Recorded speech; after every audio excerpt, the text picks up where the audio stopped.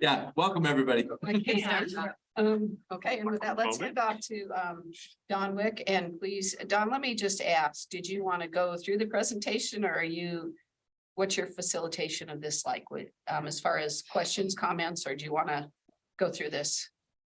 I think that for the expediency of time to go through it, as you all know, there's a number of slides related to this presentation. I think it would be better for all of you if we could go through them and then we could ask questions. But having said that, if you do really have something that you need to ask about while we're going through it, I'm okay with that. I just think that being able to go through the whole thing would give the bigger picture, and then we can certainly get to any questions and discussion. With that, are we ready? Yes. Okay. So as I mentioned, there's a lot of slides, a lot of information here. I'm going to be speaking as well as running the slides, and I also have some of my collaborators in the room that can be hearing from PD, from their perspective, from the courts, their perspective, Rachel from the legal perspective, as well as from Carrie on the housing perspective. And that will, I think, give you a pretty broad overview of what we're talking about.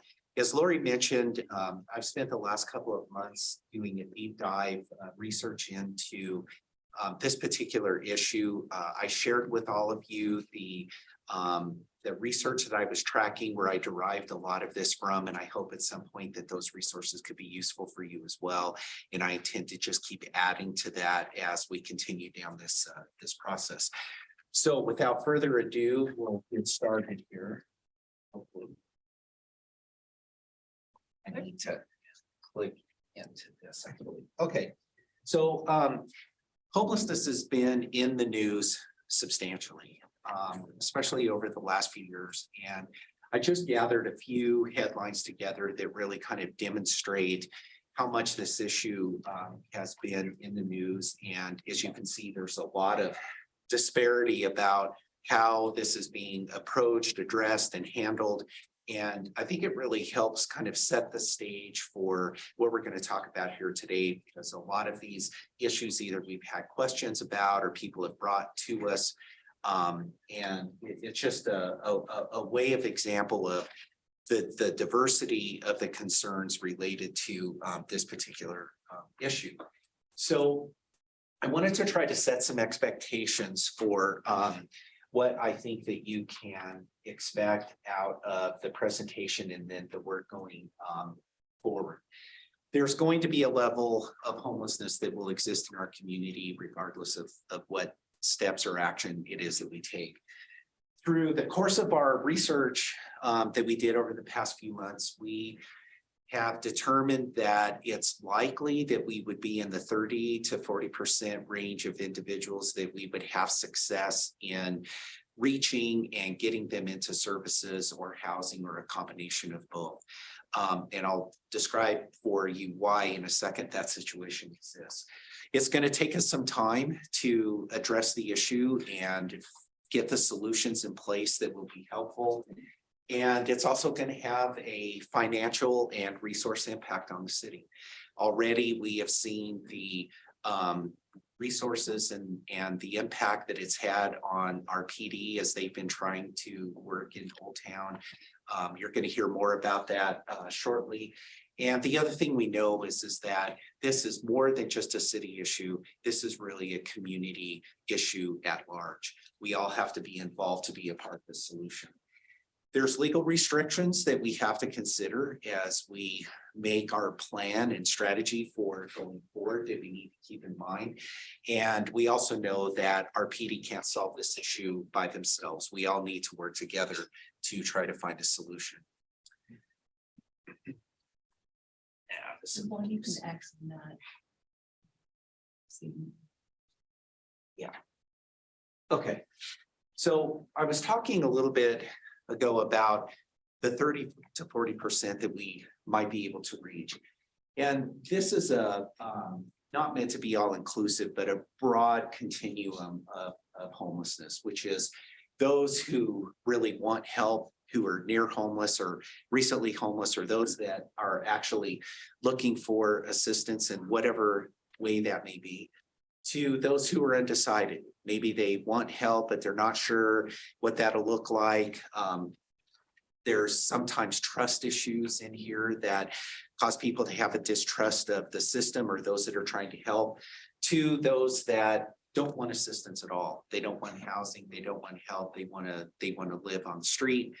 And that we see this spectrum even here in Arvada and across the board for how our homeless situation looks. And this is pretty consistent with other jurisdictions that we talked to and had conversations with. So why I bring all of this up is because I want to just briefly talk about the scope of the presentation. So what I'm going to be doing here this afternoon is summarizing for you a few months of research that we have put into this. It would be really difficult. We would need a lot more time to go through all of this and really talk about a lot of detail.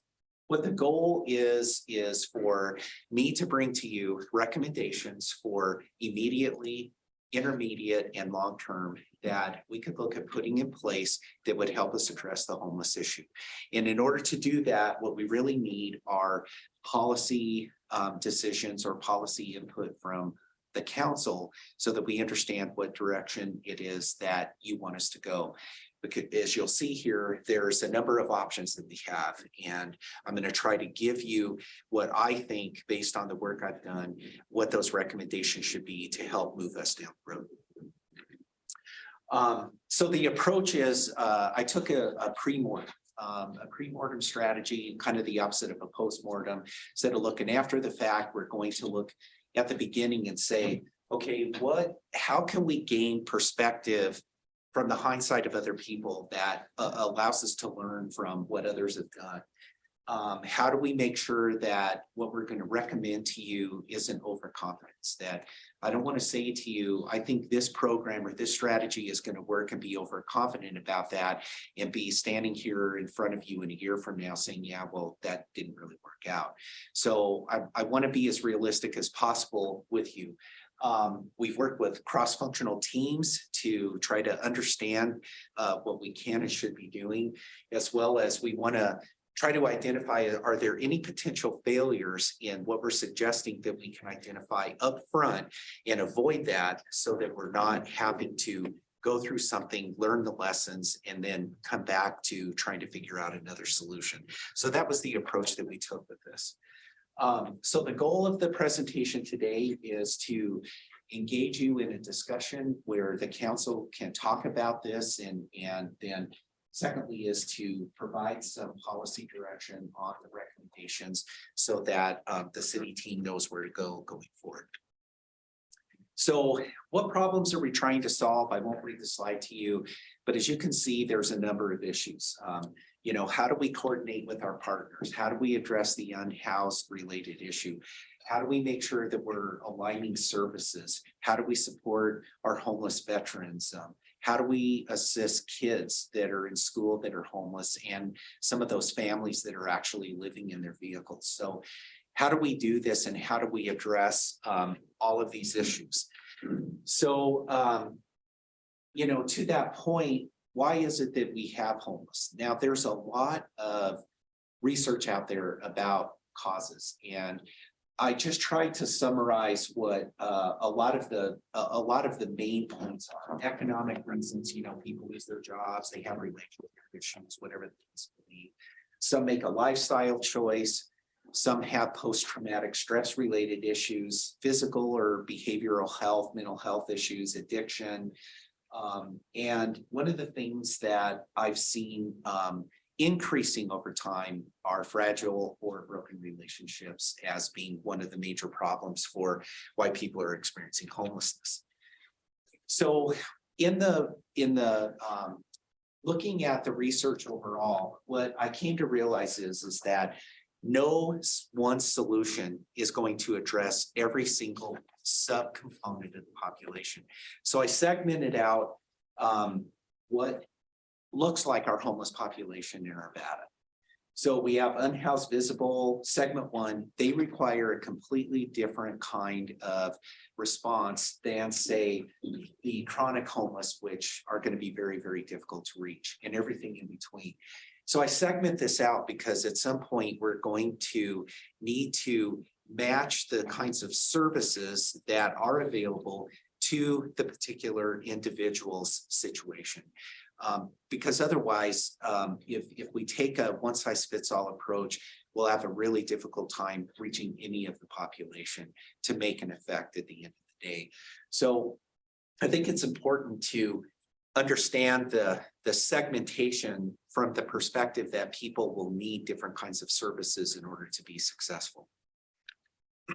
So this slide here gives some introductory description of what does homelessness look like in Arvada. This next series of slides that I'm going to show you, what I've tried to do is compile together information from disparate sources.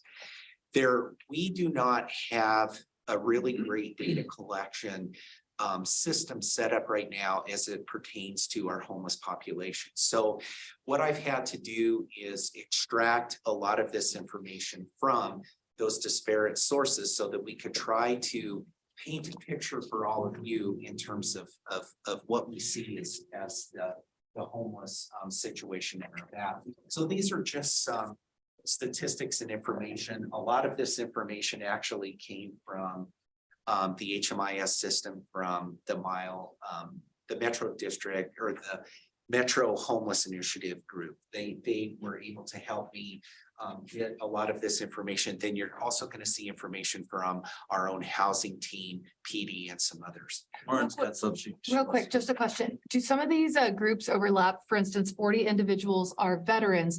Do some of those individuals also fall into the chronically homeless or the disabled categories? Yes. Okay. So not everything adds up to Yeah. the exact number. Yeah, and that's why. So from the point in time, I gathered some information about what we see in Jeffco. Now, it's difficult to get down to the city level with the point in time. They aggregate the data to the county. So we took the county information plus the previous slide and then plus input from our PD core team to arrive at the estimate of somewhere between 125 and 175 homeless individuals in Arvada. That's an estimate. Realize that there's fluctuation in this. People come in and out, come and go, get in services, get out of services. There's just so much fluctuation that's why you see this range. It's not quite as scientific as trying to get down to an exact number. Excuse me, I understand from the county that our numbers are going to get better this time. The point in count that's happening at the end of this month, that they are going to include by city. So that'll be good. Yeah. It'll be really helpful. Yeah. So the other thing that I wanted to take a look at is what's happening in our schools with our kids and families. So in talking to the school district, the best way that we can try to get some gauge of this is to look at the free and reduced lunch percentage. So that's what FRL, it's free and reduced lunch. And in looking at the percentages of students that are on free and reduced lunch for our schools, you'll see that Arvada High has the highest percentage of free and reduced lunch at the high school level. Before I leave this and go to the next slide, I do want to point out that we really don't have a good idea of the number of homeless in vehicles, but we do have a couple of safe parking sites in Arvada that have served numerous individuals that are in vehicle. But going back to the schools, this is an important category because it's not visible. And it's a little bit harder to track. So knowing that Arvada High School was the highest, I then went to, okay, what do the feeder schools look like? And when you take a look at the feeder schools, you can see that the free and reduced lunch is pretty high. So this is an indicator that we have either homeless kids or families that are homeless, probably living in their vehicles, or they are at risk for being homeless or living in their vehicles. So this is another gauge, another piece of information that we can use as we're determining what course of action to take. We can look at these factors and indicators to say we need to pay attention to this. And obviously Arvada High, the feeder schools are a good source of that information. John, quick question. Yes. Are you trying to make any kind of a quantitative number of these? You know, because not every kid who gets free and reduced lunch is homeless or even in danger of becoming homeless. Yes. Obviously, there's a big gap there. Are you trying to come up with a quantitative number with this, or are you just using this as a guidepost? It's Because, a guidepost. okay, because I would disagree that most kids with free and reduced lunch are Yeah, we're either not, homeless or in danger of becoming homeless. yeah, we're not trying to draw that conclusion. Rather, what we're trying to say is this is an indicator that this is something for us to pay attention to. And so how can we work with the school district and the things that we can do as a city? How can we try to make sure that those who might reach that point, that there can be some way of intervention? I have a question about Yes. that. I know when we were at the food bank, we had a lot of discussion around the backpack program. Yep. And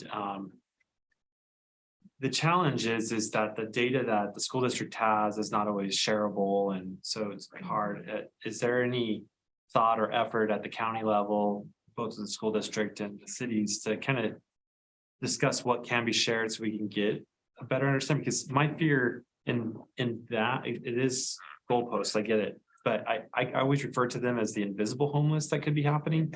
And the problem with being invisible is we don't know where they're at or the potential, and is there opportunity for us to prevent homelessness if they're on the cusp of it? And so it's a little frustrating, at least when I was on the food bank board, that it was hard to narrow down who those at risks were so we could reach out specifically to those families. And I understand privacy and stuff, but I wonder if there's some effort in that area. So I actually asked this question when I was talking to the school district about that. And I think the short answer is no. We're not going to get that because of privacy reasons. So let's take the goalpost piece that we were just talking about. We are fortunate that we have school resource officers in our schools that understand their students, and they have a good idea that that's a way that we can get some insight into, you know, where we might have a truly at risk. I think that the importance of the information that we just looked at is that we know that we have schools in Arvada that have kids or families that are at risk. So we need to pay attention to that. Trying to get down to that granular level, I think it's going to be, if not impossible, pretty close. So if we can't get the data, is there an opportunity for us to work with the school district to make sure that the school district, because they know who they are, they do know that the resources are clearly, shared. I mean, there's obviously county level stuff, human services and so forth. But if we make any effort or any policy driven or expend any money in this direction, I want to make sure that we're connecting clearly, that the school district knows that they can leverage whatever efforts we're doing for the wraparound services. So I'm going to say, yes, I think that we can do that, but it's going to be about the relationship. And it's a piece that we need to make sure that we have developed. But I mean, the school district obviously wants to be able to help their students, and they want to be able to make an impact. So our objective would be to make sure that we have the relationships with those the counselors that are working in this area, that we have the relationship with them so that we can learn more about what we need to pay attention to. I mean, like housing vouchers. I mean, Yeah. it's not always easy. Sorry. I just have a really quick question for Chief Brady. Our school resource officer that's assigned to foster K-8, is he or she bilingual? Albino is. Okay, perfect. Thank you. The one thing I was gonna say, you referenced that data is protected. It's protected within the school district as well. It is collected through their food program, food services. So you would be surprised that information is also limited at the school level as far as how far it's shared. So even with relationships. Yeah, it's not like they're going to give us data. Yeah. Thanks, Lori, for that. It's tough, Bob. We need to utilize people that can make observations and really know their kids. Yeah, I think one of the efforts we need to focus in here, and where I'd want to spend, is the ones that are on the cusp of that near homeless, and how do we help that targeted audience? Because I mean, they're the ones who are probably working, 2 or 3 jobs, possibly living in a car. And if there is something that we can do, like vouchers for 1 more month of rent or something that just gets them there. But if we don't know where they are, who they are, and a lot of the individuals, at least when I was with the food bank that we talked to and stuff, were are shy about their situation. Yeah. And so, you know, and I get the privacy and I respect all of that. How do we connect it? Bob, I feel like maybe you're getting ahead of the Oh, sorry. Present recommendations. as Okay. you mentioned, yeah, but Cool. no, it's All right. okay, yeah, I understand. Okay, so what about the impact on the business community? So in this backgrounding work that we did, we had some conversation with businesses in Old Town, the Chamber, and not surprising that in the Old Town area, human waste, sanitary conditions, theft, vandalism, safety are a large part of the conversation. Businesses in general, you know, they're concerned about rising crime throughout the city. The Chamber recently did a survey of businesses, and approximately 11% of the businesses put homeless as one of their top 3 challenges. People concerned about open fires. We've seen recently some of the results of that. And one of the ideas that I thought was really great was that some of the businesses were talking about how valuable the mental health first aid training could be for their employees. So that if they encounter an individual who has some challenges, that the staff would have some training that they could use before our first responders were able to get there and help, you know, continue to address the situation. So I thought that was a pretty good suggestion. So to further the conversation about what does homelessness look like in Arvada, I'm going to show you a series of maps, and the purpose of this is to give you an idea of where we're seeing our homeless population in the city. This particular map is derived from CityWorks, which is a software tool that we use here in the city that tracks work groups.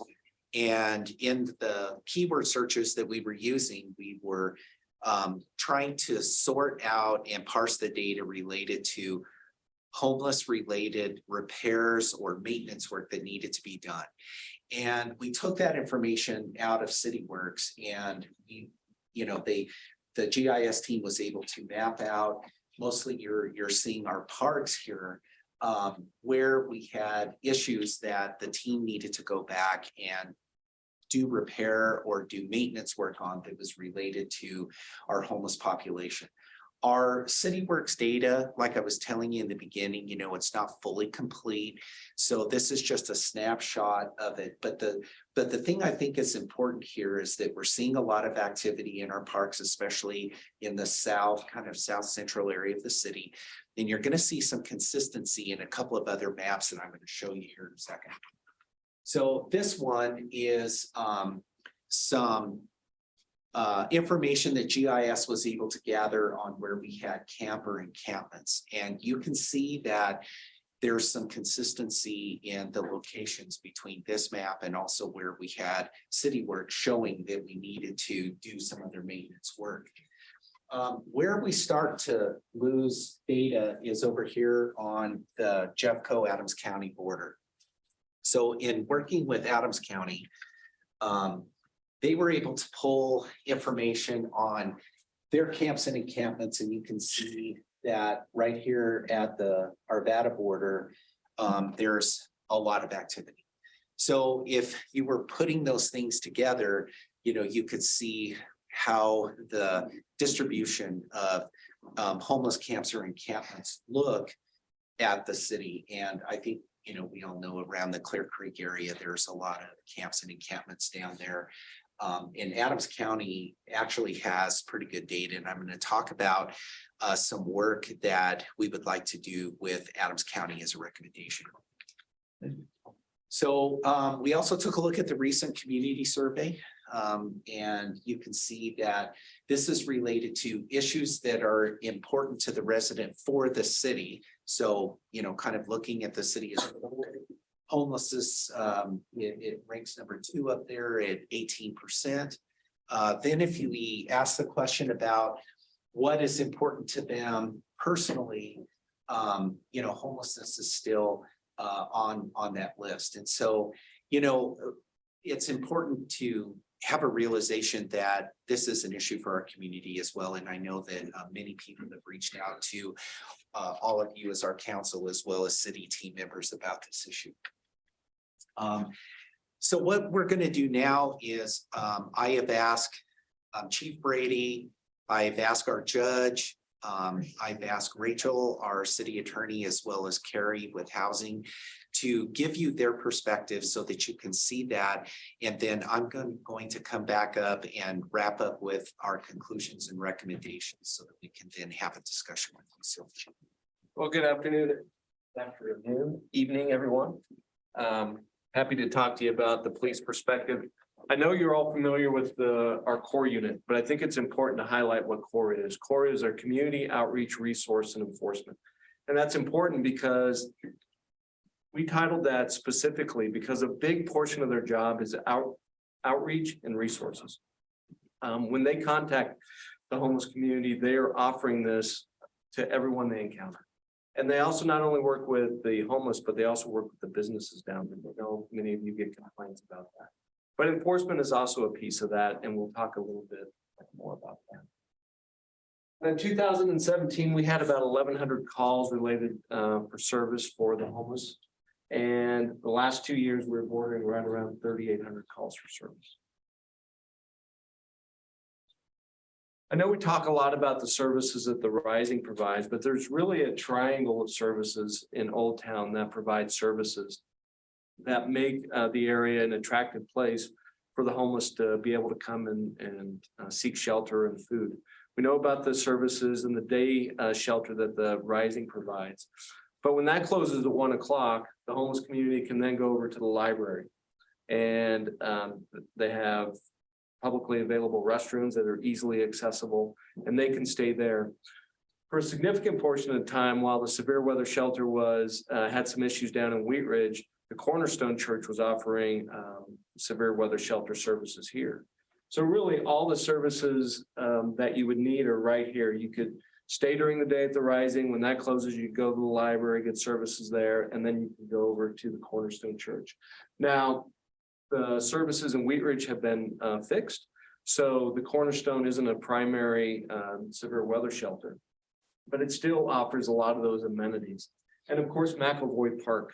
When we went down to Clear Creek and we were able to work with Jefferson County to clean up some of the homeless camps there, a lot of the folks that were staying there just moved up to McElvoy Park. And as you know, St. Anne's has they've started a new program, Dad's on Duty, I think it's called, to be able to watch out for the school-age children there at the park. And I don't believe they use that park anymore. So that's some of the areas that our core unit is engaged. Excuse me, I'm just curious, community table is not part of that, Matt? Those are just the services from a core perspective that they talked to me about. Okay, I think there are other services down there as well. right. And you're probably probably more familiar with them than I am. But those are the three that were specifically mentioned to me by our core officers. Okay, it seemed like that's part of the same area. I agree. I think there are several different services. I wanted to start off with a success story. And so I reached out to our core officers and asked them, can you give me a success story? They had to think kind of long and hard. And the reason I show Sisyphus here, the Greek mythology character, is that he was sentenced to push that boulder up the hill. And when he got to the top, it came back down. And they've used that example for me many times about that's how they feel with their work, because they just don't see a lot of success. Now, but they did give me a couple. An individual by the name of Ed was homeless here for a couple of years in Arvada. He got a ticket for soliciting, and then he went to OSS, One Small Step. He participated in a high level, which was great, got a housing voucher, and by all accounts today, he's doing very, very well. I think he's reunited with his family. Another individual by the name of Shane was living in Old Town. He had a run-in with a more aggressive homeless person. He was just contacted by our core officers during a regular encounter. He was open to services, at which point they got him a housing voucher. And again, by all accounts, is doing well. They've helped him with some issues after the fact, but those were a couple. But for the most part, they feel like Sisyphus there on the left. As I mentioned, outreach is a big piece of it.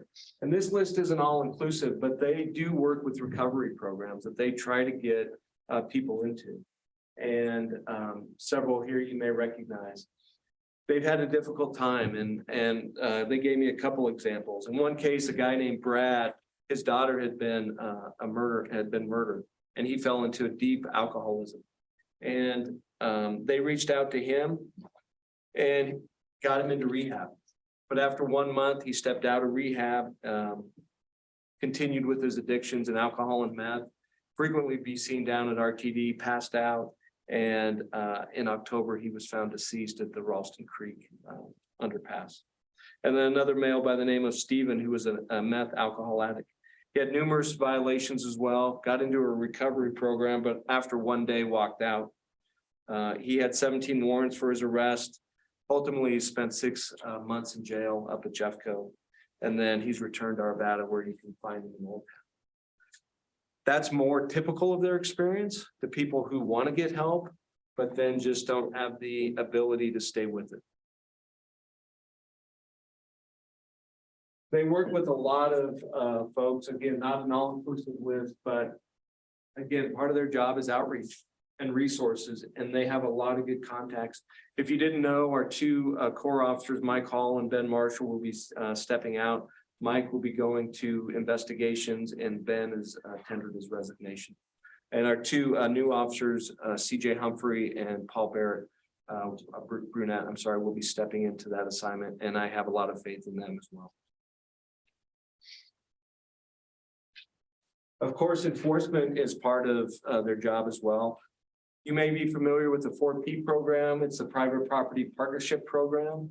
This allows us, as opposed to the past, to be able to contact people that are trespassing and ask them to move along quicker.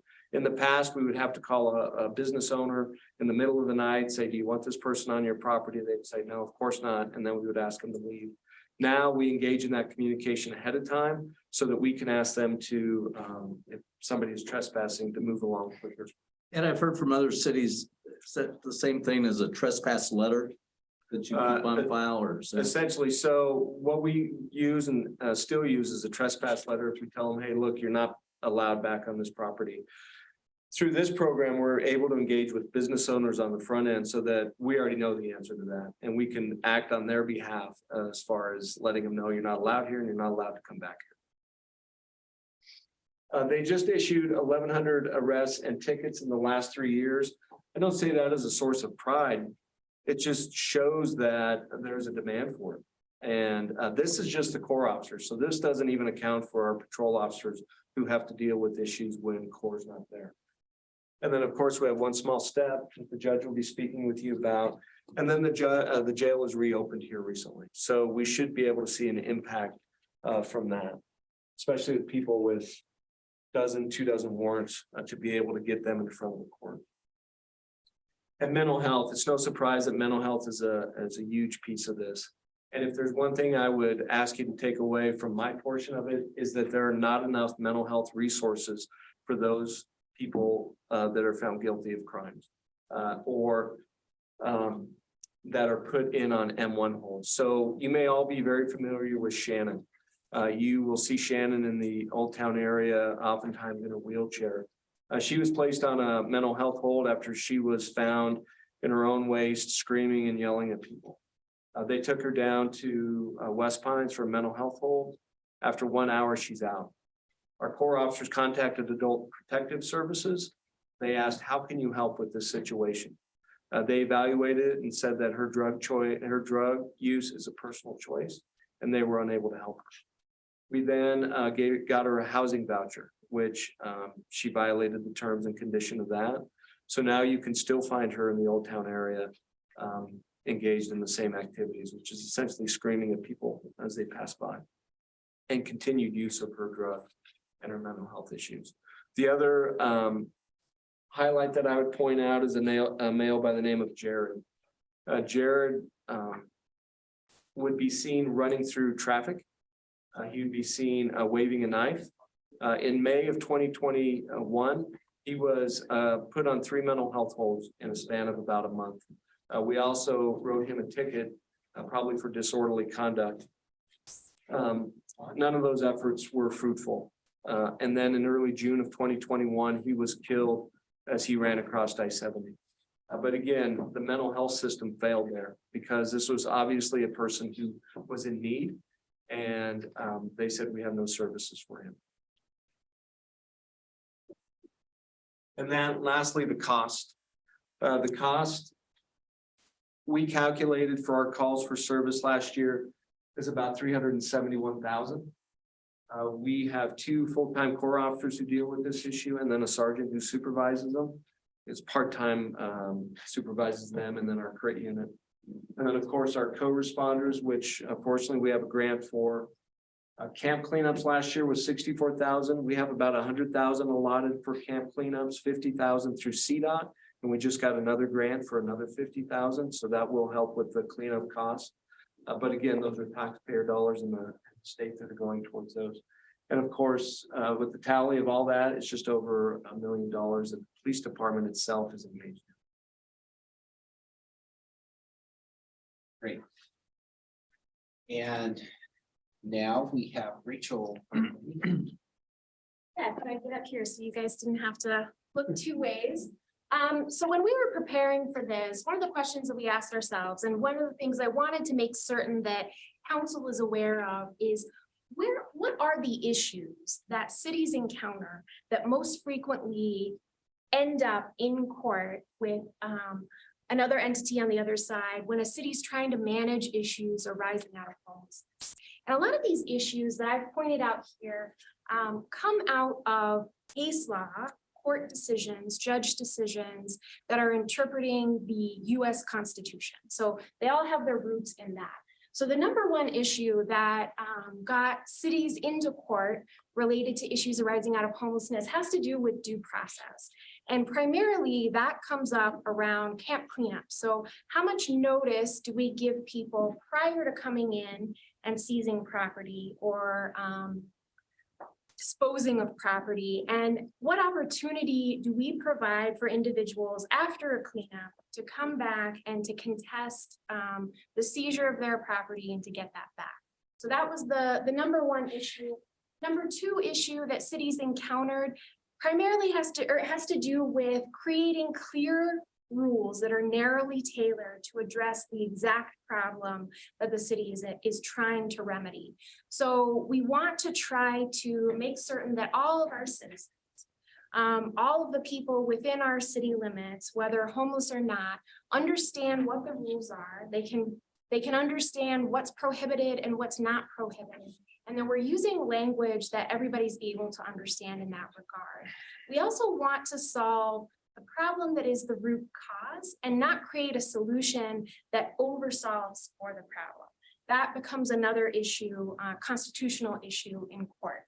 And the last issue was courts taking issue with cities enacting or enforcing criminal ordinances, so laws with criminal consequences, by looking disproportionately against homeless individuals. So we want to make sure when we're enforcing criminal ordinances that we're focusing on the behavior. What behavior here is problematic? What laws have been broken? We cannot, for instance, if we got a call hypothetically from a citizen that said, I see someone sitting on a bench and they appear to be homeless and that's making me uncomfortable. We can't go and enforce any sort of criminal consequences on that individual solely because that's making someone else feel uncomfortable. However, if that person was sitting in a place where they're not allowed to be on private property, they're trespassing, we can absolutely enforce those rules. But we have to wait for them to actually violate a rule in order for us to enforce those criminal consequences. We can't enforce criminal consequences based on status alone. So the rules that we have in place, our local ordinances, we've taken all of those things into account and we've put those in place and we enforce them based on these guidelines.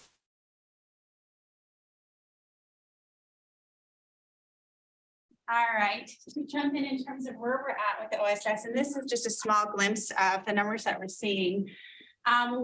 Since In 2022, we had 733 cases filed into one small step court. That doesn't mean 733 defendants. Many of our defendants have multiple cases. I think someone mentioned Ms. Holloway, she had 32 cases at one point. I had a woman last week who had 24 cases. Mr. Willard had 17 cases. So a number of our defendants pick up a large number of cases. Out of our total amount of cases filed in 22, we had 4,600 cases. So 16% of all adult filings were OSS cases. But to break it down a little bit further, when you look at just criminal violations, we had 1,000 roughly criminal violations filed in 2022. So 70% of our total adult criminal violations were committed by defendants experiencing homelessness and brought into a one small step court. So significant amount of our cases. Sorry, I just want to ask a quick clarifying question there. You give us a total number of cases. Do you have the total number of unique individuals that have been in the OSS court? No, but I can find that out pretty quickly. Thank you. So bear with me. I can tell you today, we had 40 defendants in court today, which is probably our busiest day yet. But we also have a lot of people, and that's in the next slide. Is it the arrow? I'd be interested in just in knowing how many unique individuals in the course of a year. So in a year, so not the total number of cases, because so Yep. many people have multiple cases. Right. That 200 people, is it 60 people, is it 500 people? Hang tight and I can get that for you. Okay. In terms of what the outcomes are that we're looking at, keep in mind that we've really only been up and running since September of 2021. So a lot of people are just starting to hit the tail end of their sentence because we sentence them to up to 12 months generally. So we have 3 who have successfully completed one small step. A lot of our leadership team was present there for that graduation ceremony. We're holding another graduation ceremony in the next couple of weeks. So we'll have a couple more defendants who have successfully completed the program. And what that looks like for me is that they're not picking up new law violations. They are relatively sober. They are in housing and they're on either disability that can help sustain them and pay for their housing, or that they're working so that they can support themselves. 3 are currently in treatment programs. I think this is our biggest struggle. Is that a lot of them are resistant to treatment. I do make it a requirement that they attend AA or NA at a minimum. I don't consider that being in a treatment program, but it is obviously working towards betterment of themselves. But a lot of them are very resistant, as the story of Mr. Willard. I told him, you go to treatment or you go to jail. Because he had 17 cases, he had so many criminal violations that he was really escalating in behavior and was really given every single access to resource and was unwilling to engage at all in any respect. And so that was kind of the end of the line for him. And he went to treatment for a day and then bombed out. And so he did end up spending 180 days in jail. We have about 15 defendants who have received housing. Those who have received housing are doing really well, and it's really fun to see them. They're not living that white picket life necessarily, but they're in a much better place than they were previously, especially during the winter months.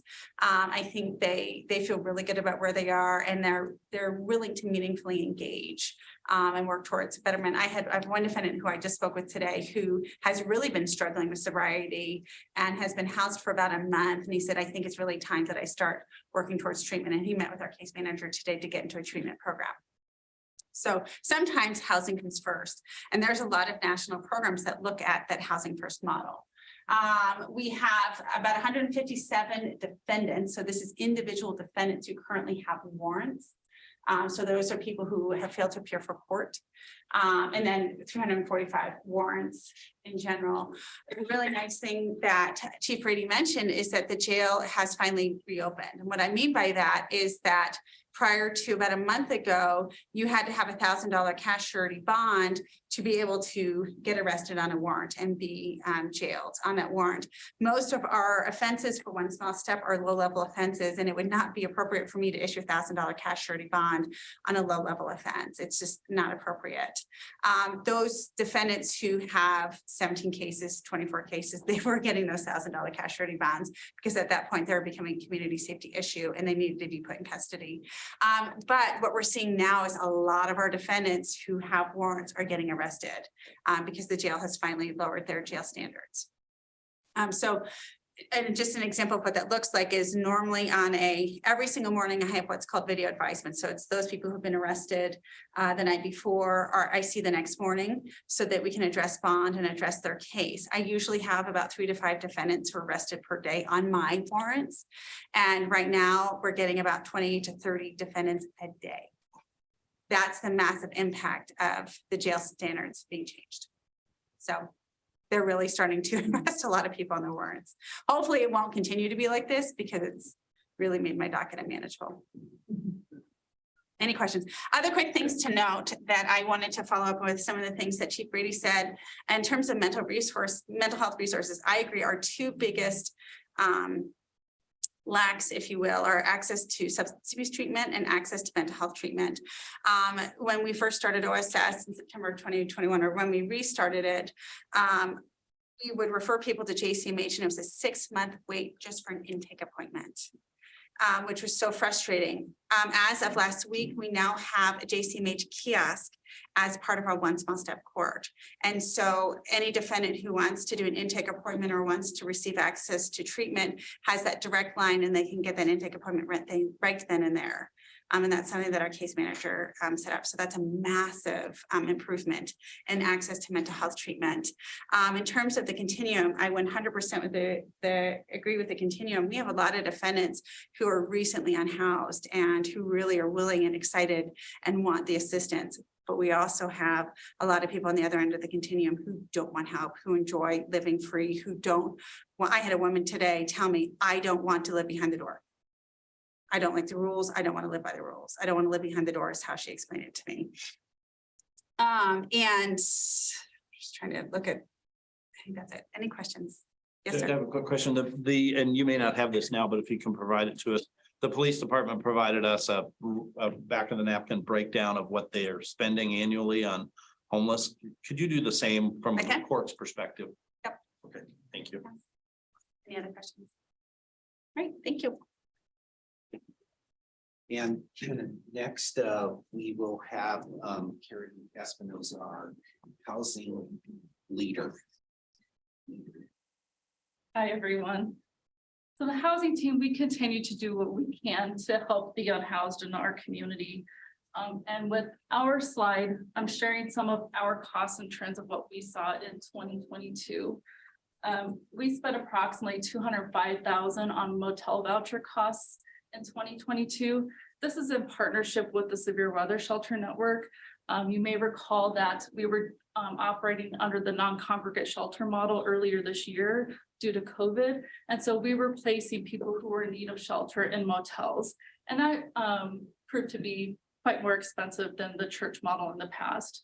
And also part of that $205,000, we are putting people in motels who are medically fragile. So people in the community who cannot access a shelter in Denver or elsewhere, but who need a longer term stay rather than just being there on the cold weather nights. We're putting them up in longer term stays. And so what we found is that for those that are staying on a longer term basis, that we're spending about $1,800 a month per person for those motels. In 2022, the Housing Authority, we housed over 51 people who were literally homeless, meaning they did not have a place to stay. They were not doubled up, they were literally homeless. And out of the 51, 42 of them were connected with the homeless navigator. And so that homeless navigator helped them with accessing IDs, other vital documents that are needed in order to secure and apply for a housing voucher. We spent just over $264,000 on housing rental subsidies for folks through the Housing Authority. And it costs us approximately $990 per month to house someone in a permanent housing unit. So you can see that it's more cost effective to put someone to permanent housing. I'm by no means saying that we should not do emergency sheltering. We need both. We need emergency shelter and permanent housing. But if we can get more people into that permanent solution, it's by far a more cost effective number for us. Plus it's getting people the service that they deserve. Carrie, Can I just confirm, because I just confirmed, and I want to make sure I'm right. That those 42 were our housing navigator. That Yes. was. Yes. Okay. Another trend that we're seeing, and I think I've said this before, is the need for supportive services. People need supportive services before they get into housing, and they need supportive services once they're there. It's not just a matter of placing people into housing units. And so we are looking at options to partner with a nonprofit to provide those services so that all this work that we're doing to house people, they're staying there. We're not losing people in the long run. Quick question. Do you know what the source of the funds for these expenditures are? The 205,000, those are CDBG CARES funds. And some did come out of HODAG as well. And the 264, though, that's coming out of the Section 8 voucher program. Thank you. Thank you. Okay. So why should we do this? Why should we talk about this? I think it's pretty clear that, we have an issue in Arvada that we want to try to address and make a difference. Locally, our residents and businesses are asking us to do something. I think a lot of you have fielded phone calls from people saying, you need to do something to help address this issue. We're pretty sure that this has some negative economic impact, especially around the Old Town area. It's a little bit challenging to quantify exactly what that means, but if you talk to the business community especially, they'll share with you that sentiment. I think a big thing, and this is something that Chief Brady talked about, we're experiencing staff burnout in trying to address this when our officers are going out day after day. Our homeless navigators and housing navigators are working with people day after day, and it's hard to see much of the success with that. It really leads to staff burnout. It's disappointing to see that, Mike and Ben are leaving court. They've got so much knowledge and experience, but this is what we're experiencing. We're concerned about the safety of the navigators, the co-responders, the people that, go out to the field and try to address this issue. Plus, we know that it's divisive. And so how do we address that? So one thing I want to share is that there are actually a lot of services around. We may not see them when you just take an initial glance at it, but when you get into and really start talking to people that are working in this business, there are a lot of services around our area. I have talked with someone from almost each of these services plus others. And I just listed a few of them up here about current services that are being provided. And what I'm going to share with you here in a little bit is that we lack the coordination that is really necessary to bring all of these resources together in a way that makes this productive, that can help people get to what they need. You've heard from our various experts here about how they're trying to get people into the resources, but it's really difficult because we lack a coordinated system in order to get there. We have a lot of partners. You'll see some duplication from the list that I just showed you, but there are a lot of partners that we have out here that would be willing to partner with the city, help the city get this done. And one of the things that you're going to hear from me is that I don't think that the city should be the one that is providing these services, but rather we rely upon the people whose business is that area of expertise. We should be coordinating the efforts so that we can get that done. So we're fortunate in the Denver metro area that there's really 3 models that I believe are successful. And what I want to recommend to the council is to have the city team really take a deeper dive into this. I think that the models really help provide guidance to us so that we don't have to reinvent the wheel. MDHI, obviously, they overall lead the Denver metro area homeless coordination.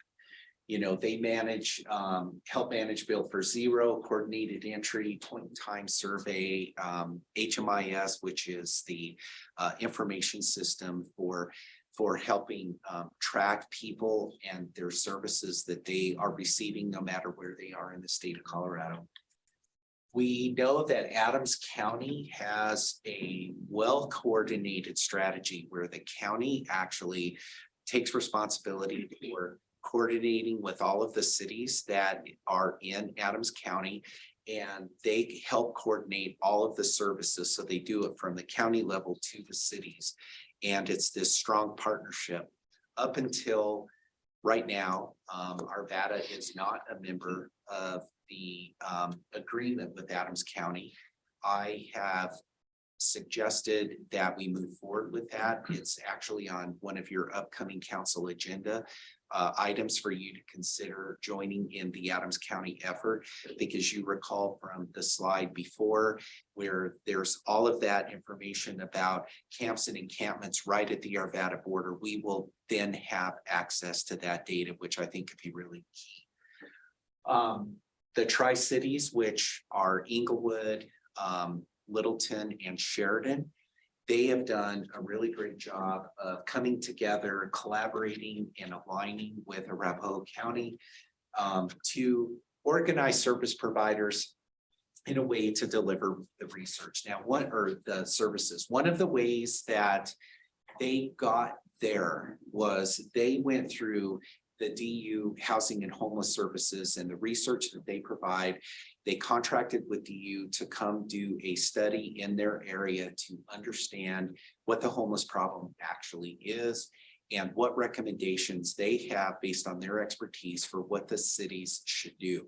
That became a blueprint for how the Tri-Cities established their action plan. One of the links that I provided to you in the resources contains the Tri-City plan, so you could get an idea of what they put together. They also used what's called the pestle analysis, which takes a look at each jurisdiction's political environment, economic, social, technological, environmental, and legal environments for each city. What's important about that is that as the cities came together to collaborate, is they understood what was the same or similar and what was similar, so that the cities could work together to resolve those differences to create consistency across the board. And the data that they got out of the pestle analysis was significant. And I'm going to be recommending tonight that we engage in that activity with our colleague cities in Jefferson County so that we can become stronger in that way. Have we spoken to the other partner cities across Jeffco about their interest? Yes, I'm going to come to that. Yeah, thank you. So what should our role be? My recommendation is that we need to advocate for a strong governance system, like you see at the Tri-Cities, what you see in Adams County and others, not to deliver the services, not to be the service provider, but rather that we build the governance structure with policy aims that are clear across the county and provide consistency for what we can do. That we help lead the effort to develop the regional plan, execute that plan, manage and coordinate that, be the catalyst for change. And another request I'm going to make of the council is that we are probably going to need your help in lobbying at the legislature for what changes or impacts it is that we need to see in order for us to be successful. Funding, I think, is what you can read from that. But I don't suggest that we actually become the service provider. I gave you that list of providers for the reason that they're the experts out there doing this. We don't need to become that. We need to guide the effort. To Councilmember Simpson's question, we have had communication with most of the cities in the county about this. There is support for wanting to come together and have this conversation about how we do that. And here in a second, I'm going to suggest to you a structure that we can use in order to put that together. So here's our recommendations. Immediately, I've broken this into two tiers. Immediately is that we need to identify some emergency sheltering. Carrie talked a little bit about what they have available, but we're gonna need to identify more than that. There is a shortage of emergency help. The reason why is because as we outreach to people in Arvada, Old Town, if we don't have some sheltering strategies available to us, we're simply going to be moving from point A to point B, and we're still going to be dealing with the same thing. Now, again, not everyone we're going to be able to reach, but those that we can, those that are willing to go into sheltering, our team members that are out there working need somewhere for people to be able to go to. Otherwise, we're going to just be chasing this around. I am also recommending that we engage an outreach team that can work with our homeless navigators, our co-responders, our police officers in order to be able to do outreach in the field. Now, we don't have that structure in place in Arvada. In the work that I've done with Adams County, they do have outreach teams.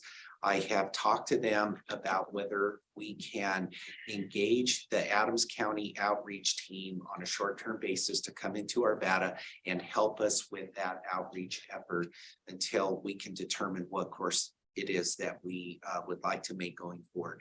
Adams County has expressed their interest in wanting to do that. So that could be an immediate step that we can take.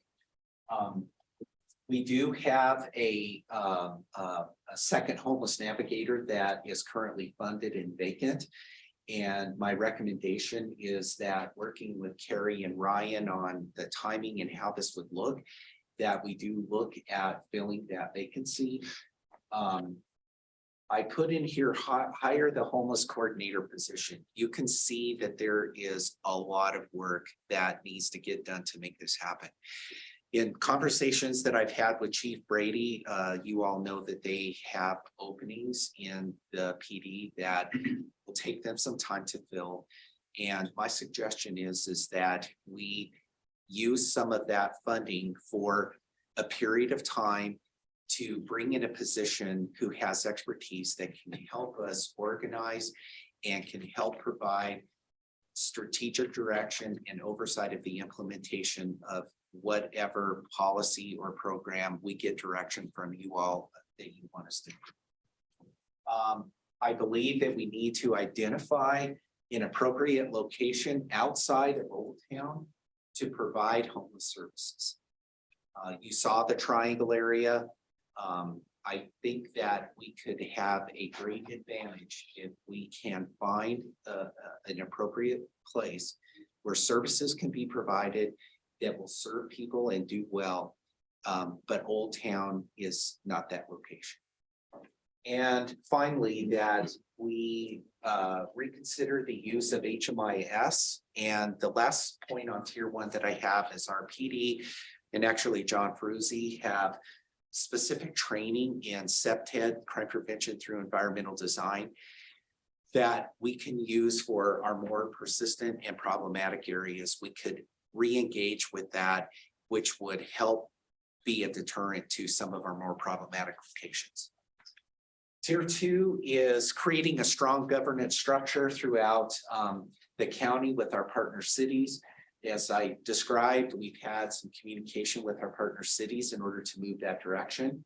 I think that we need to formalize data collection. We need to understand what it is that's important to us to know, and that we formalize that. We're fortunate that we have the data team in IT. We also have our GIS team that can help us with taking that data and mapping and helping us with that. That we contract with DU or a similar expertise in that, as well as the pestle analysis, so that while these other things are going on, we can understand more largely the problem that we're facing in our communities here in Jefferson County. That we join the Adams County MOU. Like I said, that's on an upcoming council agenda for the council to consider.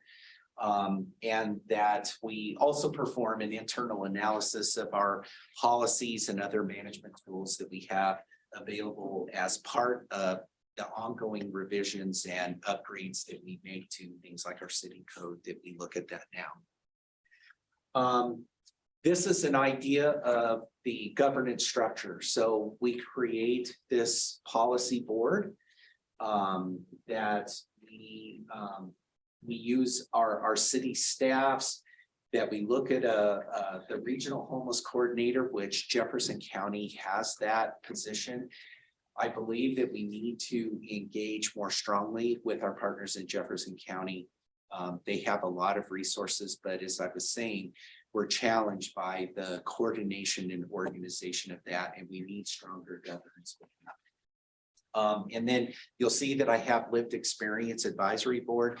One of the things that became clear in a lot of the research that I did was that if we don't have the lived experience voice providing input into decisions that we're making, we're missing a big component of that. Intermediate actions that we implement, recommendations that we get, that we establish and engage in the data, so that we can take a data-driven approach, performance measures, you know, all of these sorts of things that also include developing a pipeline for funding and grants and those sorts of things that can help us fund our work going forward. A lot of this intermediate action is really dependent upon what policy direction the council wants to provide. And then in the long term, that we actually move forward with and implement the navigation center, as well as a way for families to be involved and receive services, that we work with Carrie to help expand housing options. One of the things that we could consider is we have some hotel motel options that are pretty close to our city jurisdiction. That could we look at that with the acquisition of something like that as a region makes sense, especially if it's located close to where other services are provided. So we would want to understand that we have our nonprofits and NGOs actually being the SMEs that provide the services, and that the city is the coordinator of that. One of the other strengths that I found in some of the plans elsewhere is the development of workforce programs, and there are several workforce program agencies in the metro area that could help us with that. We just would need to engage with them. I put on here the park ranger program because several jurisdictions use the park ranger model. It has helped them substantially in terms of policing their parks and trails. It is something that we could consider as an option, especially when it comes to identifying and noticing happens, as well as providing services to our users of parks and trails. You've probably seen park rangers in your own travels as you've been other places. And then creating transitional and affordable housing options that go beyond just the emergency sheltering. And then, as I was talking about, we're going to need to come back to our council to help with some of our lobbying and legislative efforts, depending on, again, what direction. So I put up here a potential navigation center model, where our navigation center helps us with street outreach services, referrals, and that we can take advantage of the services offered, that we'll try to get those that we can reach to exit out to actually permanent housing. This is sort of the same model with families that would need help, maybe not quite as formal as the one before, but it gives you the idea of the structure that we're talking about. As you can see, most of what we're suggesting is not funded. We would need to figure out how to manage that. We do have competing financial resources. We talk often about, you know, things like roads and infrastructure and concrete replacement and ADA and police services, and a lot of the things that we're doing now, that how do we balance those competing demands as we also try to address this issue. We understand that we need to engage the county. And we need to engage the cities around us, and we need to come together as a coordinated effort in order to really move into this. Arvada as a city, we can't do this by ourselves. This is going to take a broader effort than that. There are grant funding opportunities that are available at the state level. There's some that have recently come out. We're not going to be able to apply for them right now. Part of the reason why is that we actually don't have something ready to go that we could apply for. A lot of these grants are going to be favored if there's a collaborative effort. You'll see Denver and their adjoining services, the Tri-Cities, Adams County, they're going to be much more attractive for grant funding because of the way that they're organized and working together. If we're serious about that, we would need to look at that same model. And then also we have public that wants to provide financial resources to help address this. So do we suggest that they go to the service provider and do it that way? Or do we need to look at a mechanism where people can provide financial resources to us that we act as like a pass-through that goes to the services that work for us? So there's some things there financially that we need to think about. So kind of going back to the beginning of what I talked about is we're here to help answer questions. We think your discussion among yourselves is really critical. And eventually we would like to have some policy direction for the city team so that we know this is what we need to do going forward as action. Let's take a quick grab your food. Okay. Come back in and we'll start that discussion. Yeah, we're gonna have council go team. We can let them go and get them seated and come back to discussion. So is our executive session not happening tonight? Executive session will be after our regular meeting. Before we start our 6 o'clock, we'll do our 6 o'clock, which should not take much time. And then we'll have 2 executive sessions back up here on both the issue of Parkway and then some legal advice as it pertains to the homeless issue that we're discussing tonight. I understand the judge has some numbers in terms of cost. That's correct. Just to follow up to Councilmember Marriott's questions, we currently have 93 defendants active in the program with an additional 15 that have revocation status, so 108 total. And rough estimate cost per unit per year is $100. Thank you. Right. Okay. Thank you all for the presentation.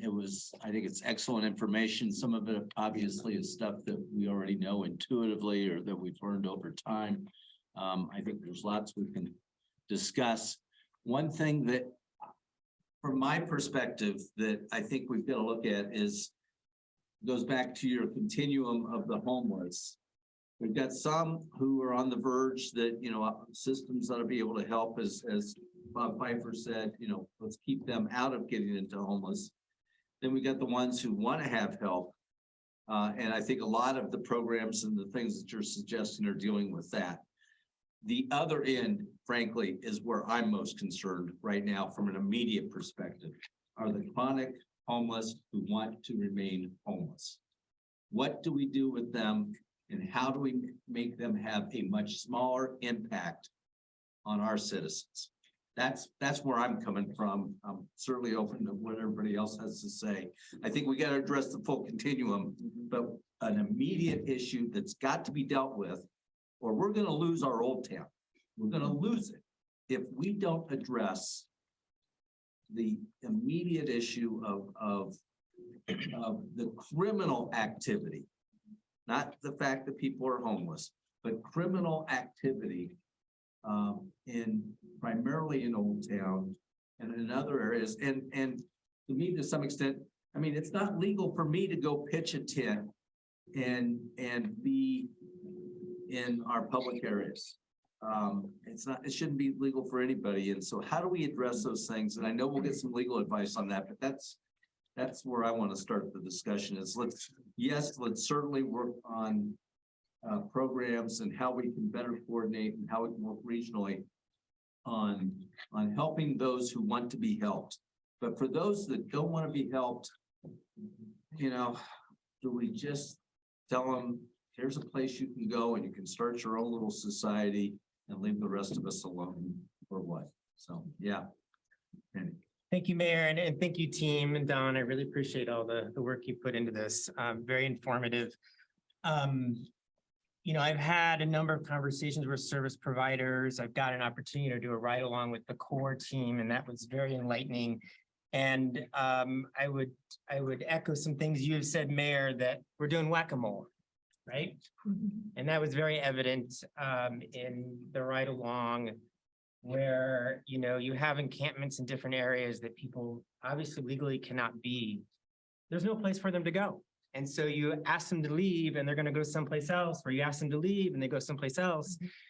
And, you know, my interactions with the homeless, you know, a lot of them are, that's what they're thinking about. And that's the only thing they're thinking about. Where am I going to sleep tonight? And you are trying to give them a life raft to reach out to and say, here's some services to help you. But a lot of them are in survival mode and all they can think about is where I'm going to sleep tonight. And I'm not going to be thinking about rehab. I'm not going to be thinking about some of these other services. These are folks that, for many different reasons, are broken. There's broken aspects in their lives that, of course, there's poor choices, but there's a lot of, I mean, the root causes of homelessness are run deep. And I think we are, you know, spinning our wheels right now. We are, as I think I read in an article recently, we're kind of falling in the trap of trying to manage the issue, but not solving the problem. And that is it's only going to get worse. So I think we have to put all possible solutions on the table, be creative, think outside the box. We have to deal with the full continuum. And there are success stories to look at. Houston, 63% reduction in homelessness in their Housing First program. I think there's huge lessons there to learn. Denver has started in the past couple of years to follow that model, you know, and to that criminal element, Denver has seen a 40% reduction in arrests, 30% reduction in jail stays, 40% reduction in emergency department visits. And so there are lessons to be learned from our neighbors. And I think there's short-term and long-term solutions that we have to look at. I think the Navigation Center is an excellent long-term solution. And, you know, I think, Don, your presentation on the solutions is dead on looking at how we build to that and what all needs to be involved. I have had some great conversations with Tri-City. I think that they've got a great model. Their action plan is spot on in a lot of ways. So I think there's a lot we can take from that. We have to do a coordinated effort. It is a collaborative effort regionally. There's no question it's a regional problem. My concern there is that right now I feel like there's no strong leaders. And so we're kind of stagnant, regionally speaking. So, you know, I think it's going to behoove us to step up and be one of those leaders to try to organize regionally. And we need to do that if we want to take this on. So I think that, you know, what I would like to put a finer point on some of the things that Don mentioned, I think in our short-term solutions, and this gets back to that issue, there's no place for people to go.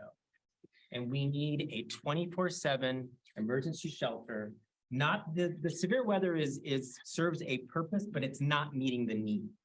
We need to have a 24/7 shelter in the region that people can go. And I think, you know, the pallet homes in Aurora is something to look at. There's many different, again, models out there for, but something that we can put up very quick and we can have the wraparound supportive services that people need. It needs to be low barrier, meaning you don't have to be sober to be there. Because I mean, the goal is to get people off the street. And when you have a high barrier, again, something like sober, that takes time. And so they're not going to be in the shelter if you have a high requirement that they have to, you know, be sober. That's not going to get them in the shelter and not get them the help they need. And these other programs that have been successful, like Houston and elsewhere, have found that you start with that emergency 24/7 shelter. That is the entry point that you can get people in and get them the services that they need and start on that journey. And we are, in my conversations with the service providers, we don't have that coordination right now. And everybody's doing some great things, but there's some redundancy. There's not a way, a one-stop shop or a door for people to go to and say, here's how you can get the services you need. And that 24/7 shelter can provide that. And that's what these other communities that have been successful have seen as the first step. So that would be my priority, is that we really look at that closely and how we can do that as soon as possible. Okay, others? Ironically, the lady that runs Denver's program, that's the Housing First coordinator, lives here in Arvada. Did I give you her information or? Yeah, but she spoke to us at Metro Mayors. Britta Fisher. It's Jamie. Oh, Okay. Jamie, yes, No, Jamie Ross. yes. Yeah. I'm actually going to be meeting with him this week. Good. If I could maybe bring in some thoughts here. I think it was around slide 8 was, we were talking about what are we trying to solve here? And to your point, there was 8 things listed there.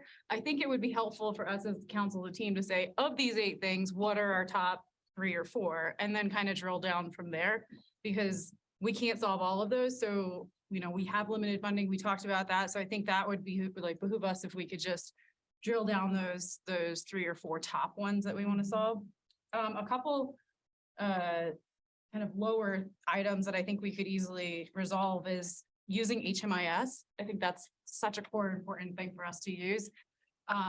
Specifically too, I think I mentioned this before, the Rising is the only agency that's using it right now. And if we move those services or something happens to those services, that data is tied to federal funding that we would need. So I think that's important to just know that we need to figure out if this community table or other service providers or Arvada using it. That's, I think, a really fundamental part about the funding.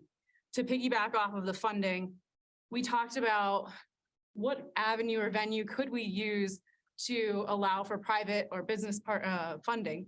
If we establish a housing trust fund underneath the housing committee or within the housing authority, that could essentially be, for lack of a better term, a slush fund where we could use private donations, business donations, the grant funding that we could apply for could go into that, and we could use it for projects, developments, gap financing, pallet homes. So it's a really great tool for us to have at a local level for us to build off some of those projects that are more long-term. Just gonna pause right there. Thoughts on some of those ideas? One of the things I recall discussing quite a while ago, could actually fit nicely underneath the Housing Trust Fund, is that we talked at length about those that are nearly homeless, that are, probably about to become situationally homeless. And how do you stop that? Well, you basically help them cover whatever that small thing is. So whether it's a revolving loan program where people can't double dip until they've paid their first thing back with low or no interest, depending on their income levels, other items.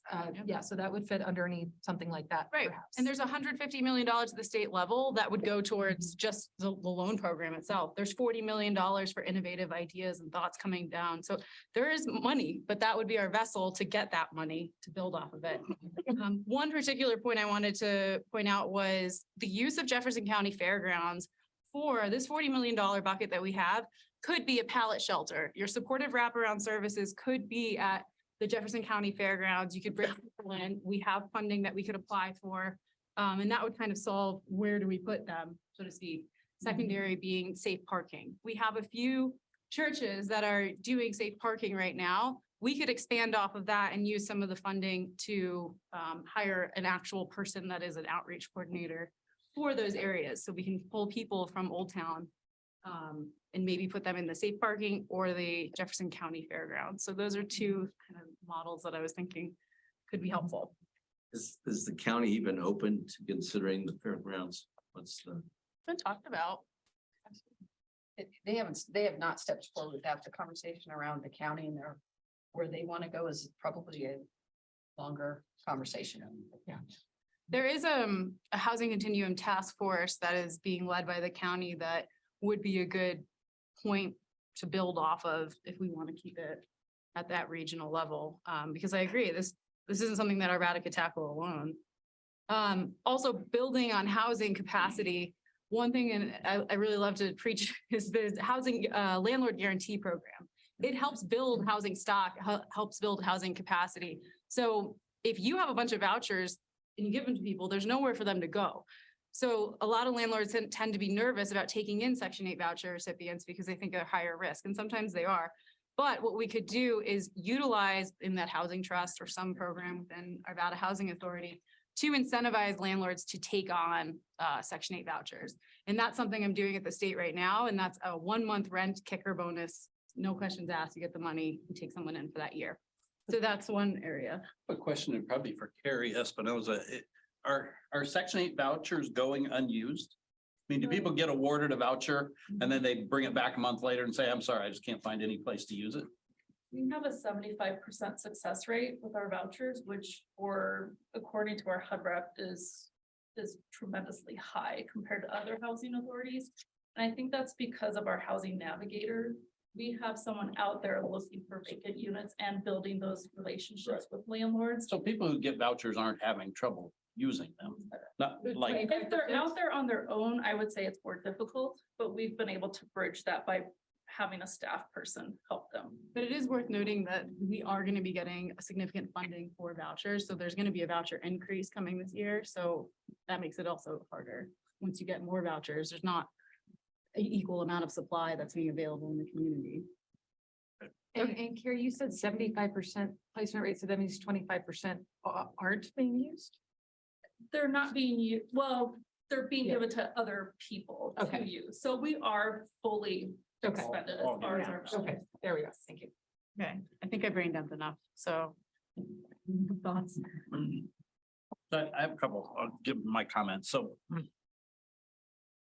couple things. I've been doing a little reading up on this issue and I'm not so sure. I think we kind of take as a given that a housing first strategy is the way to go. I actually think a treatment first strategy might be better. And that for places you can pluck out of the data, cherry pick out of the data and say, well, this is a housing first success story. There are others like Seattle and Portland that are housing first disasters. And so I don't know that it's absolutely clear that that's a strategy to go. And as I was doing that research, it kind of as I was thinking that really here, this is a county issue. Counties have the human services responsibility and funding, and the county really ought to be doing this, and we ought to be cooperating with them. I mean, the county commissioners ought to be sitting here having this conversation with their crack staff, kind of developing these strategies. So to me, when I look at it, I come up with three things that out of this discussion seem to be most important to me. I agree with the mayor completely that we don't have the ability to cure homelessness in our community or probably even affect it very much, but we probably do have the ability to counter the negative effects of homelessness. In other words, we're not going to be able to stop homelessness. That group of people who want to be homeless, who want no rules and they're good, we're not going to be able to stop them, but we should be able to stop the negative effects, the crime, the conflicts, the debris, the cleanup, the costs, all that kind of stuff. And I would submit that that's probably where our efforts ought to lie. Because we, as an organization, we have no ability to kind of cure this homelessness issue.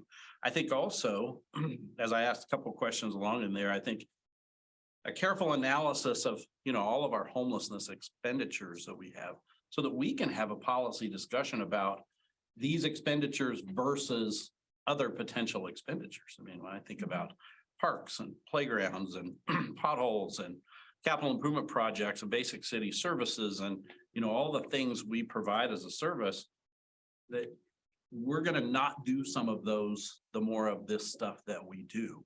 And I think it's worth for us to have kind of that discussion about what's our choice for how to do this rather than this is just what's happening to us, be intentional about it.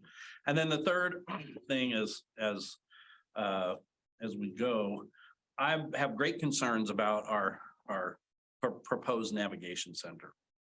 I think what that ultimately ends up being is absolutely critical to the long-term, particularly financial health of the city. I think if we build residences for people who are homeless and operate it as a city or have a nonprofit operated or whatever, but we're on the hook, the bottom line hook for the cost of not only developing, but operating this.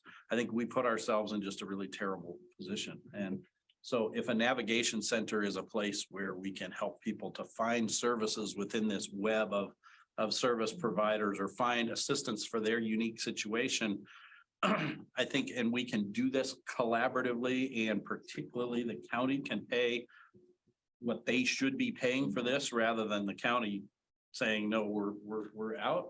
I think it can be okay for us, but I really fear that we get in the business of housing anybody in the region who doesn't have a place to live, because there's no way for us to fill our own housing center up with our own homeless without just creating a vacuum where the rest of them come flooding in, and we haven't changed our problem at all, but we've committed a significant amount of our citizens' tax revenue to something that's in place of playgrounds and traffic signals and potholes and all that. I think it's gotta be a regional navigation center, also with one in Lakewood or wherever, but it may be, it may be physically in Arvada, but it is truly regional with true regional. Right.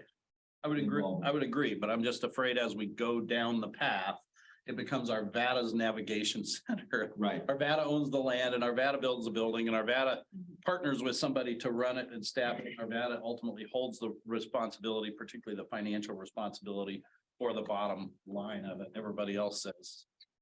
It goes back to what Randy said. I think we've got to have leadership throughout the community. It can't just be us. I agree. Because, you know, sometimes if you're seated at the head of the table, you get the check. Yep, It's not that's right. where you want it to be. That's right.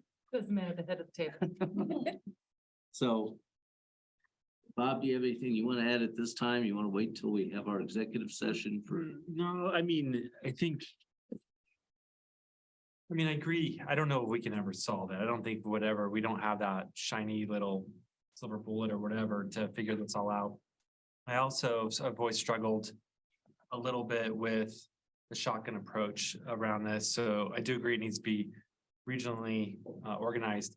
I think my frustration in the presentation is I didn't hear Jefferson County really do anything around this. And so, you know, I remember when Adams County, I was at the meeting when Adams County first started this discussion. I think there was a few of us there. I'm not sure if you were. We had an Adams the Human County Services government. building. It was at their building. The nice one up on 120th and. I'm thinking about the Pecos. one at Westminster City Hall that we had. Well, we had one up there at their new Human Services building, and it was trying to show this thing, and I think it was an AdCog dinner, maybe, or one of those, but I remember this came up a long time ago, and they were working towards it, and it's apparent their direction was successful. You know, we kind of stayed low off that conversation because we're such a small portion of Adams County, but I think there's something to glean off of what they're doing, and the Adams County's relationship with their cities and their asserted effort into addressing this. I mean, that data difference is huge. Is there a sense that they're really having some successes? There's still a lot of camps along They're free. There's Clear Creek Very and the Platte.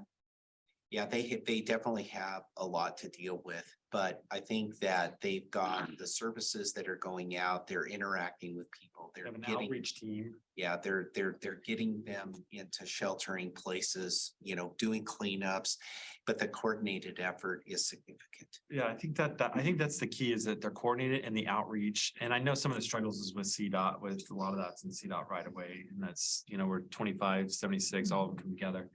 But so one of the struggles I'm having with this is it's when you talk, let's just talk numbers, just financial.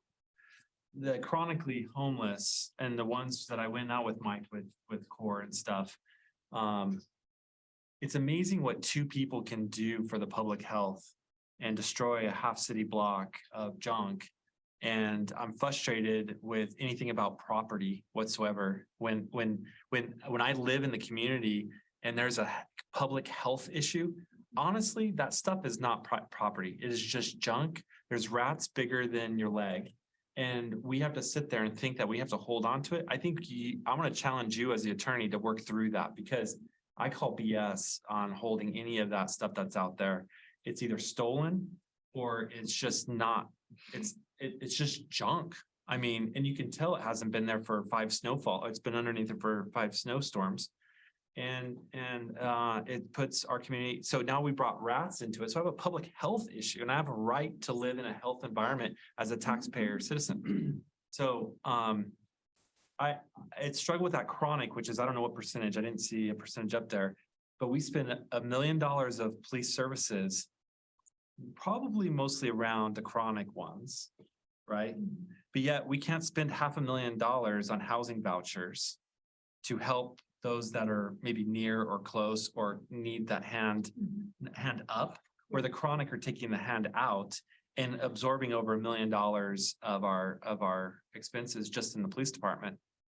And so when you look at proportionally numbers, it doesn't make sense. I rather address the chronic issue, I think, John, and what you're saying, and get that to do something else and refocus some of those funds into those folks to prevent them from becoming homeless and look for the invisible homeless, the families in the schools, the programs wrap around. We really need to think about how do we challenge our city team to do that? I don't know what the right answer is, but spending $1 million, $2 million on 10% of the homeless folks that are creating the most havoc in our city, there's got to be different reason. And the people that run across, I think the folks that went out there was 2 people, and I think together they had like over 45 warrants, you know, and I just don't get it. I mean, I could show the pictures, and it was a $10,000 cleanup by, I think it was $8,000 cleanup by that CDOT had to pay for 2 people. It's ridiculous. So, and then the businesses, I struggle with the businesses in Old Town. And southeast side of the city, they're struggling as well. yeah, I struggle. So I think we need to keep in mind, yes, we need to take care of those that are borderline or near homeless and try to figure out a path forward for them. But I also think that as taxpayers and as citizens of the city that are contributing to society also have a right to have a quality, safe environment to live in. And those are our residents. And so we need to strike that balance. So, I mean, that's kind of my initial thoughts. I don't know. I think I appreciate the lawyer or the judge, sorry, lawyer, judge. She's a lawyer too. She's a lawyer too, yeah. But also the county jail opening up, there's been some positive movement. But it's getting to a point where, you know, the pictures of our train station, you know, I go down there and it's funny how all the people want to patronize the businesses, but we all avoid the platform because they've consumed their property, which is trash, all over that platform. We just need to figure something else out. Chief, I'm wondering with the core team turnover and like the need in Old Town for just more bodies do you think that higher incentive pay would help with core engagement, having teams there? Well, as you know, we're 30 positions down as a police department. Our ideal is to have 4 core officers. That was the start of the program, 2 on the front end of the week, 2 on the back end of the week. Right now, unfortunately, we don't have anyone else to put in there without some very critical assignments. We are looking at how we have posted it. So instead of a 3 to 5 year program, just offering it for 1 year at a time, which may be more of an incentive for some people to get that experience without knowing they're going to have to do it for a lot of years. Do you think that there's value in, given the lower amount of staffing you have, in looking at using some of that traffic enforcement cameras and reallocating some of the bodies to Old Town? Traffic enforcement? Yeah, like so instead of, cameras? yeah. I'm not sure about Let's see if that. you get 4 votes. That's right.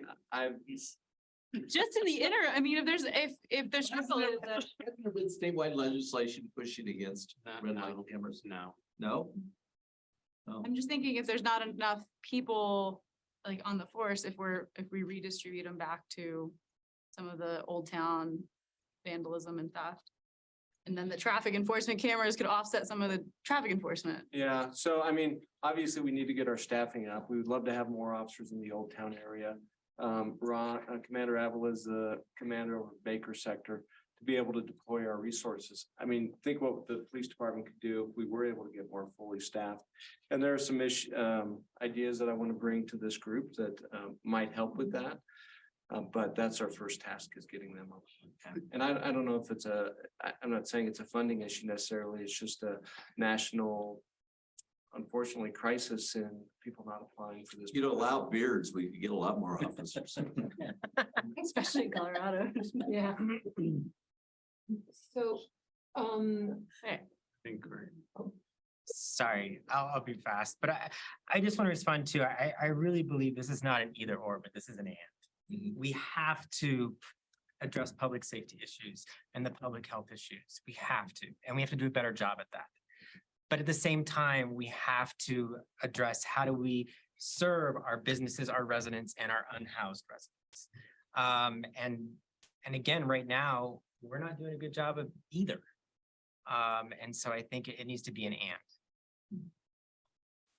Yeah, so you're the traffic enforcement lights or whatever is going down the right path. I want to tag on to that. I hope the police are looking at using technicians and the park ranger programs. You know, it doesn't have to be a post-certified officer to do traffic investigations or like Westminster's done for decades.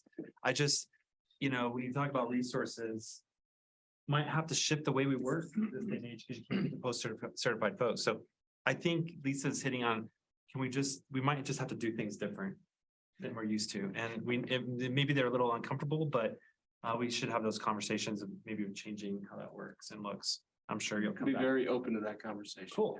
And you're right. We have to balance the approach. I think the problem is where do you begin and how do you put, it's like spitting on a forest fire. It's difficult to do that. But I will say spitting. I'd use better words this time. But I will look at like the time, I'm gonna look at the city attorney. I don't like the fact that we have to wait, correct me if I'm wrong, 7 days before we can move people's property off. That's 10? CDOT's rule. That probably could be changed. I'll figure that out. But Work on that. Why don't you go ahead and fix that? But we should do something that's less than 3 days or 48 hours because to let the magnitude, and I will address that within CDOT, but Sure. the magnitude of what's going on and it just grows, even in 7 days is crazy. I think that happens a lot around his business, so he knows. And then in recent, the fire underneath the I-70 and Wadsworth Bridge, just to give you an idea, you know, the metal and the concrete was heated for so long that we were worried that I-70 would collapse. I mean, And it's these not things new. cannot, yeah, these things are tens of $millions of economic impacts based on somebody just lighting a fire underneath. And a massive, highway. massive public safety issue. The other thing that the Corps officers have started showing me is collections of propane tanks in those same Yeah. types of locations. So what is an explosion of all of those propane tanks in addition to a long-lasting fire due to one of our bridges, some of our infrastructure? How does that impact our citizens? Yeah, totally get it and prepared to provide legal advice around that when we have our Or executive what session. can we change with our ordinances? And I'd want the attorney's office to figure out what can we change in our ordinance to still have the balanced approach. I'm targeting the 5% or the 2% that's costing me 95% of the costs, right? And causing economic hardship and disruption or encouraging criminal elements within our. And some of, course. you know, these other communities that have had successes see a high return of investment. When they focused on housing and supportive services, you actually lower the costs to Yeah, our that's what I'm court saying. and to the police. So Divert those money Yes. into vouchers or something else to pull it. But I can't divert the money when I have a 2%er that's consuming 95% of our available funds. David, do you want to add anything to the conversation? I'll let Lauren go first. She's already gone a couple. No, I times. haven't. I've spoken once and. it was Okay, Lisa's okay, point. okay. Thanks, Mark. And so my concern, so I agree with Bob about trying to prevent people from becoming homeless and focusing on those larger groups that either are about to fall into homelessness or who are experiencing first-time homelessness, and we can get them out quickly. Because, you know, a lot of these traumas tend to amplify living on the street, you know, particularly if you have maybe a low-level substance abuse problem, well, suddenly that can turn into a significant substance abuse problem with what's out there. So just trying to ward off those people from becoming the chronically homeless, I think will yield a long-term impact that may be invisible, but will distinctly be there. In terms of the chronically homeless, I imagine this is where our significant substance abuse and mental health issues tend to lie. My biggest concern here is to the point, if we're getting an hour hold on somebody who is extremely mentally ill, we're not going to be having a lot of good impact with this. So where can we find those mental health and addiction resources to really be able to help people, to stabilize them? And then a huge part of that is also connecting them back to their communities. And let me be clear, I do not mean shipping people away. What I mean is where are people from? Where are their roots? Where are their families? Because data shows that if you are going to stabilize somebody in the long term, they have to have those personal supports. They have to have that. Otherwise, they're doing it in isolation and you have a bad day and you fall back into old habits just once and suddenly you're back in the rut again. So we need to be able to find where people are from and be able to get them connected back to their home communities as well. Denver is a very transitional city. A lot of people come here from other places, but they do well best when they're at home. And this is a little bit to John's point, Arvadans will do best in Arvada.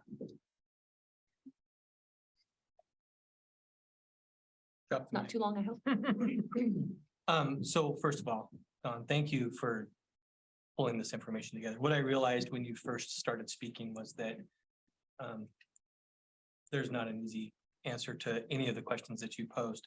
I also realized that we're not going to solve this tonight. But listening to my fellow council members, every one of them pointed right back to your presentation with a list of providers and your recommendations. And so I think that's where we need to go first, is back to the presentation, to those immediate, midterm, and long-term, and really focus on those immediate suggestions that the team has already provided us, because I think there's some really, really good things in there that we can do right away. And there's already professionals out there. I think we need to look at other governments and what they've done successfully. Otherwise, we're going to try and recreate the wheel all by ourselves, and we're going to just waste a whole lot of time and money, and we're going to come up with nothing different. So I would say that let's go back to the presentation, go back to the recommendations, and start there. Okay. I'm going to be meeting with the Jeffco mayors on Friday, and I will bring this up in terms of we've got to get regional. And I nominate Randy to be the leader of that regional group. The county needs to step up. Yes. Well, and we gotta push the county Yeah. because they're not doing enough, and we gotta push them with the other municipalities. I understand Tracy Kraft-Tharp may be on the, maybe monitoring this tonight, so that's good. Well, and I mean, Adams County has proven that they've moved the needle a little bit, or at least they have some more awareness of their problem. And they can figure out a plan forward. We just can't keep our head in the sand anymore on this one. The county needs to step up and take a leadership role, like you said. They should know all these connections. They should help navigate through all this. And we just are a participant in it. Good. Well, and particularly, Lauren, I liked your comments about how to catch these people who might need a little hand to keep them from being homeless, but that's expressly the county's job. That's what they're chartered for. Yeah. That's what they get revenue for. And so when I look at us doing something towards that, I think it's a great suggestion when you look at the totality of the problem. But is that a suggestion, an actionable item for Arvada to do? I say absolutely not, because it would come at the expense of something else that we're currently doing, and our citizens deserve that too. And so I think that's the key. Like this discussion just was about, the county really needs to be engaged here. This discussion should be going on exactly this, at the county, in this type of a coordinated approach. And then we do our part, which is, we need to protect our businesses. We need to protect our residents from the crime, the unsanitary conditions, the danger of burning bridges down, those types of things. That's our part in it. That's what we should be doing. Okay, let's head downstairs, reconvene there.